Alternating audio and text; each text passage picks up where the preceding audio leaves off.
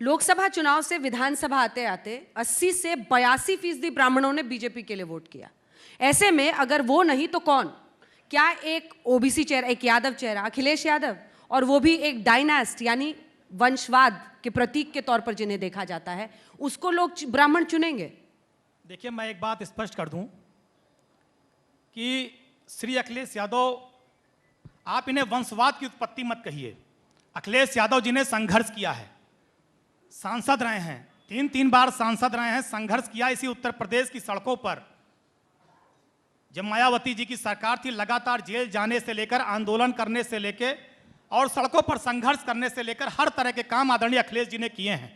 और आज आदरणीय अखिलेश जी हर जाति धर्म के सर्वमान्य नेता हैं, चाहे अगड़ा हो, चाहे पिछड़ा हो, चाहे दलित हो, चाहे मुसलमान हो, कोई जाति धर्म हो, सारे जाति धर्म मजहब के लोग आदरणीय अखिलेश जी को पसंद करते हैं। और जिस तरह से इन 4.5 सालों में फर्जी एनकाउंटर, हत्या, जुल्म, अत्याचार पूरे उत्तर प्रदेश में बढ़ा, मैं ये स्पष्ट रूप से आज आपके चैनल पर कहना चाहता हूं कि ऐसा नहीं केवल ब्राह्मण मारा गया, योगी जी की सरकार बनने के बाद दलित भी मारा गया, पिछड़ा भी मारा गया, अल्पसंख्यक भी मारा गया, ब्राह्मण भी मारा गया, सारे जाति धर्म के लोग मारे गए।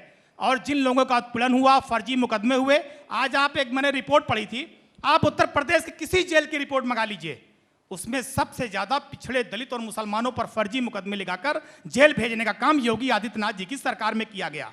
ब्राह्मण बेटियां सताई जा रही, कितने जुल्म अत्याचार हुए, ब्राह्मण मारे गए। अभी आदरणीय लक्ष्मीकांत वाजपेयी जी खुशी दुबे के साथ जो हुआ उसे स्वीकार कर रहे हैं। अगर स्वीकार करना, चुप क्यों थे, अभी तक मौन क्यों थे? इनका ब्राह्मणत्व क्यों नहीं जगा? रीता बहुगुणा जोशी जी के मकान को जलाने वाले को आपने ले लिया, आपने आवाज क्यों नहीं उठाई? इतने, कबीर तिवारी, एक हत्याकांड हुआ था, आपके सामने रख दूं, बाराबंकी में, वो छात्र संघ का अध्यक्ष था और भारतीय जनता पार्टी का नेता था कबीर तिवारी, उसकी हत्या होती है।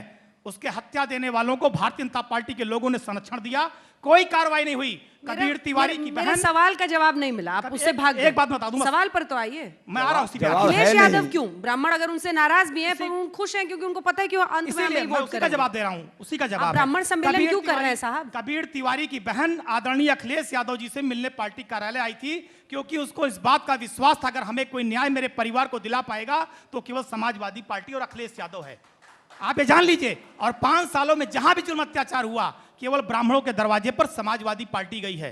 जहां लोग मारे गए, उनकी आर्थिक मदद से लेकर, सहायता करने से लेकर, उनके दुख में खड़े होने का काम आदरणीय अखिलेश यादव जी के निर्देश पर समाजवादी पार्टी के नेताओं, कार्यकर्ताओं ने किया है। और आज पूरे प्रदेश का, जब भगवान परशुराम के वंशजों ने यह मन बना लिया कि हम श्री अखिलेश यादव जी के साथ रहेंगे, हम इस बार 2022 में श्री अखिलेश यादव को, कि हम उनकी मूर्ति लगा देंगे तमाम जिलों में, परशुराम की मूर्तियां लगेंगी। अगर अच्छा ये बताइए, अगर हम भगवान परशुराम की मूर्ति बना रहे हैं, लगा रहे हैं, तो किसी को पेट में दर्द किस बात? चुनाव के पहले लगाते हैं तब दर्द होता है। चुनाव का हम 1 साल से इस बात को कह रहे हैं, हम 1 साल से, 1.5 साल से इस बात को कह रहे हैं। हमने तो भगवान परशुराम की जयंती का अवकाश घोषित किया था, और जब योगी आदित्यनाथ जी मुख्यमंत्री बने तो हमारे भगवान परशुराम को महापुरुष बना दिया।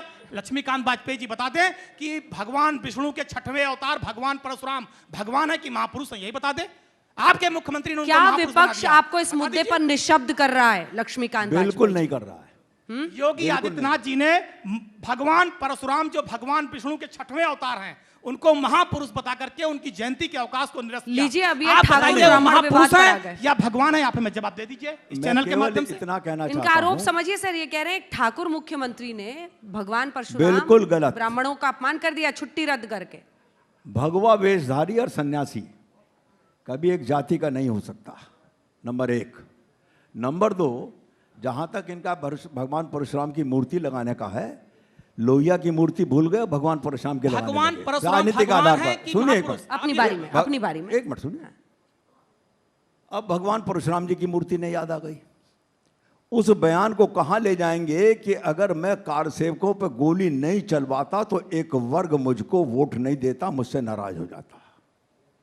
उस बयान को कहां ले जाएंगे जो 2019 में लोकसभा की चुनाव में सहारनपुर की सभा के मंच पर कहा गया था, मुसलमानों एक हो जाओ।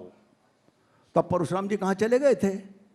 आज राजनीतिक आधार पर। अब मैं एक बात का और जवाब दे दूं, हजारों लोग मार दिए इस सरकार ने, कुल 139 तो अपराधी मरे हैं, 3196 घायल हैं, 4200 पर गैंगस्टर है और 579 पर रासुका है। 139 मरे, आप 1000 कैसे ले आए लिस्ट में? लाइए ना सूची। आपकी और मेरा ये सूची- निवेदन है, आपकी सूची गलत मैं है। आज 1000 तक से के ज्यादा मंच ब्राह्मण से मारे गए हैं। एक सेकंड पवन जी, 1000 से ज्यादा ब्राह्मण मैं मारे गए हैं। आज तक के मंच से, एक लिस्ट प्रमोद जी भी लेके आज आए। तक के मंच से ये आग्रह करता हूं, चुनौती शब्द नहीं करूंगा इस्तेमाल, मैं आग्रह करता हूं कि अगर हजारों ब्राह्मण मार दिए गए या हजारों लोग निरपराध लोग मार दिए गए तो उसकी एक सूची थाना वाइज प्रकाशित कर दें और उसकी जांच हो जाएगी।